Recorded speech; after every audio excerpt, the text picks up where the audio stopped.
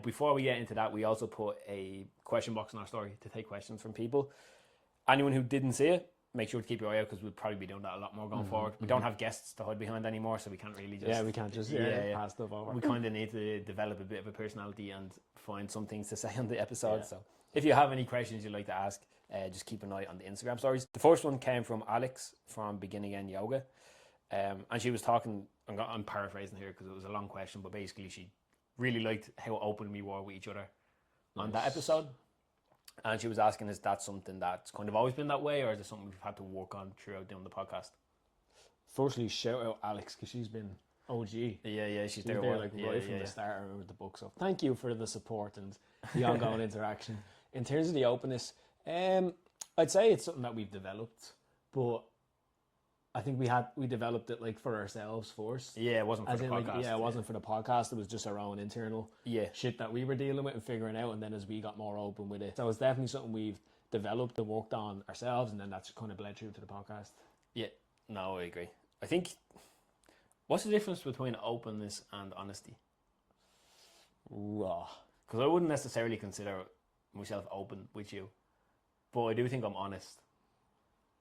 I don't know what the difference really would be, Don't know, open just doesn't feel like maybe it's just because I wouldn't use that word. Yeah, to describe it. Yeah, but like, I don't think it didn't come for the podcast or like for any particular reason, but I think it definitely helps when you're working on something together. It's like that saying, you either have a difficult conversation or a difficult relationship. And I think when you...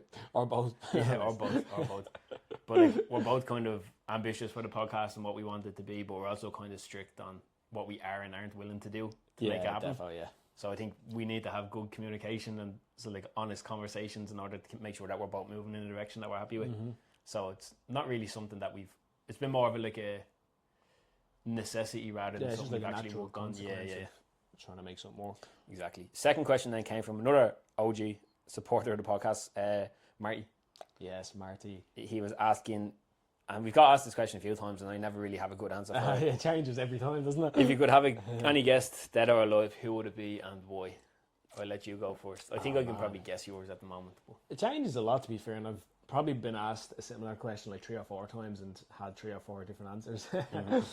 Kind of changes based on just what I'm reading about or what I'm studying or what I'm interested in. But someone who I think would be really interesting would be Anthony Bourdain. Oh yeah? Yeah, because he's an interesting character. He has like lots of different facets to him. He was obviously an addict, Michelin star chef, done a lot of travelling, movie star, wrote books, like done all this stuff. But I think he was unfortunate. Obviously, he killed himself then. I don't know what year it was, but it was a few years ago. And he kind of like was one of those characters, I think, that almost his peak of like people wanting to know more about him came after he died or around that stage. So even though the podcast scene was starting to come up, he didn't really get to go on it. So I don't think there's many podcasts you could find with him.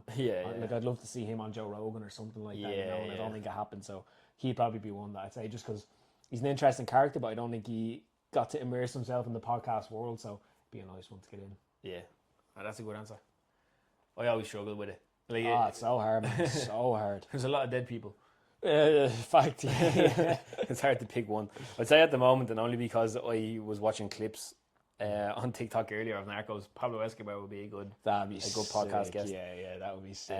I don't have the Spanish to be able to make anything of it, but a little bit, bro. You could pay a translator maybe, but that would be a good one. Next one, we had 2 questions from Tony from Combat Confidential. Oh, sick, nice. The first one was asking a conspiracy theory that you 100% believe in. Oh, I seen this one when I came in and I was debating it. 'Cause I was like, you know what? There's not really one I 100% believe in. There's none that I'm like, this is it. That's what I think, and you're not going to change your mind. You know, I'm open to it all, but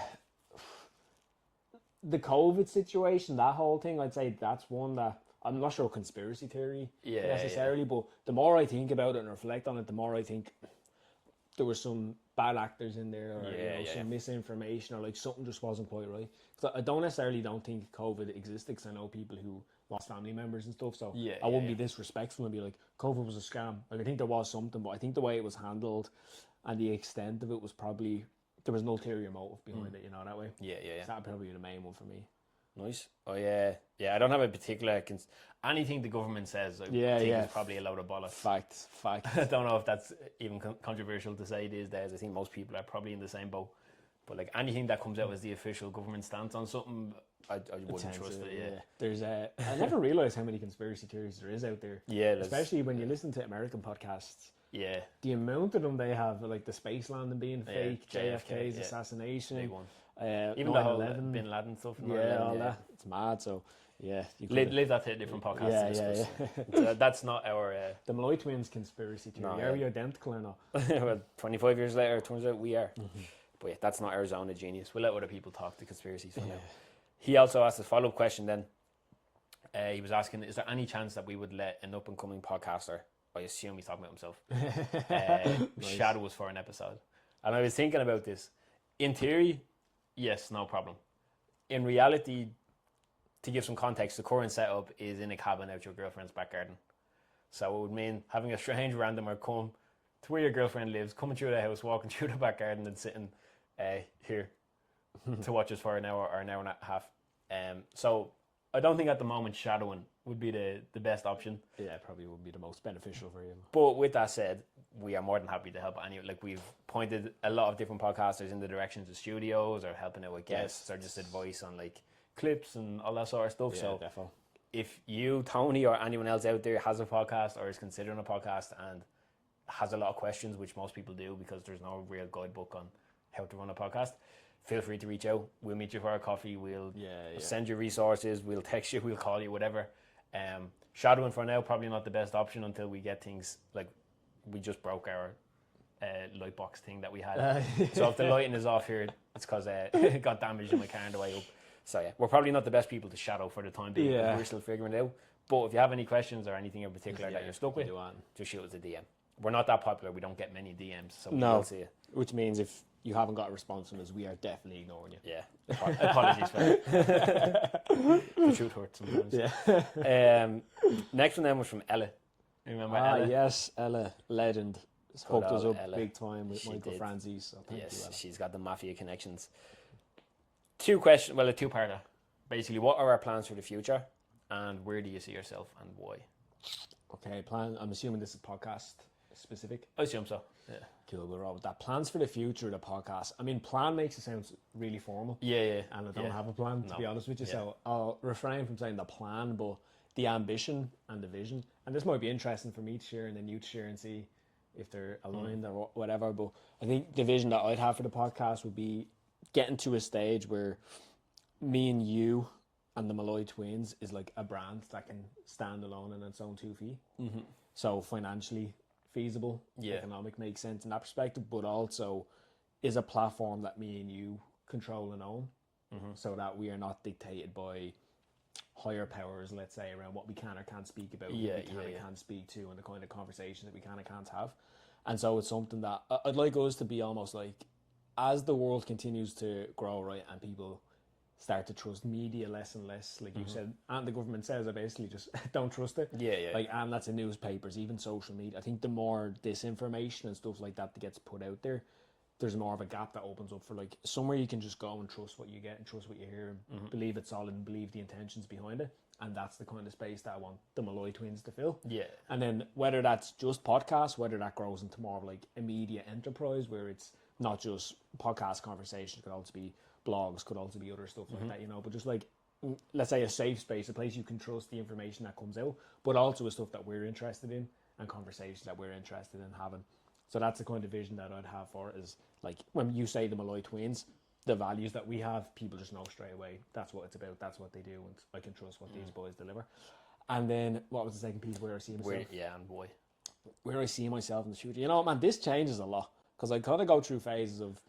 To give some context before you elaborate in terms of how quickly that changes, 4 months ago, we were planning to move to Liverpool. Yeah. And as we say here right now, you are more or less moved in with your girlfriend in a cabin out the back with a dog. So life comes at you fast. Hey man, you gotta be flexible. Jesus, you gotta be flexible. You do. But where I see myself in the future, I mean, I'm not gonna say living here or doing this sort of thing because that can change a lot. But I think in the future, what I see for myself is being in a position of financial freedom, right? And what I mean by that isn't necessarily, it comes a lot from listening to Naval. Yeah, yeah. But freedom from a perspective of there's no Nobody one who tells tells me where I need to be, when I need to be there, how long I need to stay there for, and you're like, this is how much I'll pay you for it. Yeah. So like just being in a position where I can decide on any given day where I want to go, what I want to do, who I want to do it with. And that's it, really. Like, that's the freedom I want, because I'm not someone who's like, I just want to chill all day. And, I don't like chilling all day. I want to be doing shit. I want to be working on something. I want to be doing projects and be trying to make shit happen. But it has to be stuff that I actually care about. I don't want to just be mindless tasks and just, checking in and checking out at a certain time. And, like, whether that's living in Ireland, living somewhere else, whether it's, working on a project that's based around health and fitness or based around education, and like that can change the actual thing I'm doing, but the why behind it is like I'm doing it because I actually give a shit about it, as opposed to I'm doing it just because I want to, make enough money so I can do X, Y, Z thing. So that's where I see myself. And then obviously, like, with a family, having kids, like, if you want to get into nitty gritty, I'd love to be a dad who's present, can go to the kids' football games and all that sort of stuff. But like, big picture, that's where I want to be. No, just a bullet point list will do for now. Nice answer though. Plans for the future.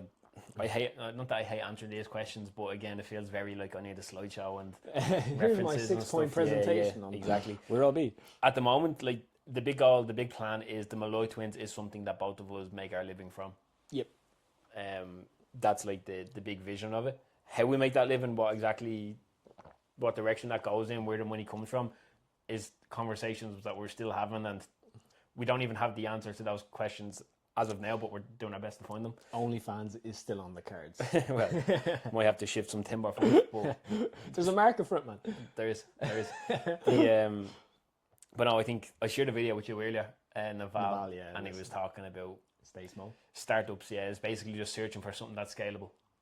So how can we find something that we enjoy doing, and that there's like a market for, and that we care about enough to be willing to put the time and energy into it that would need to become something big. So the plan is to find out what that thing is.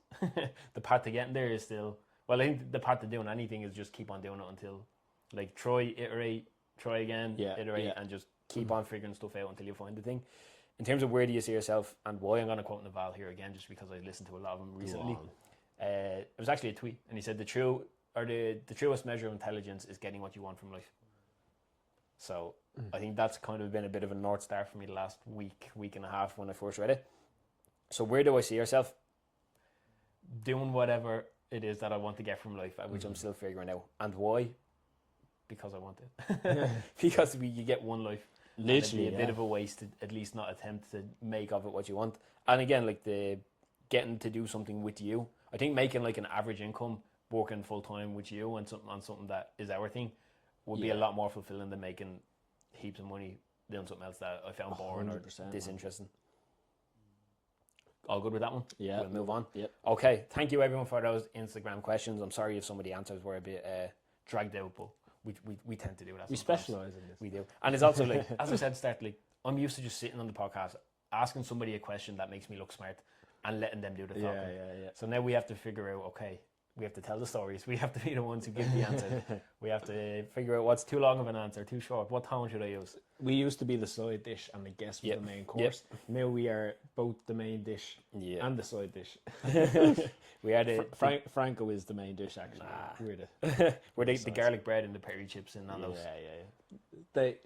They're sold as a side dish, but everyone knows they're the main event. Yeah, the peri chips are where it's at.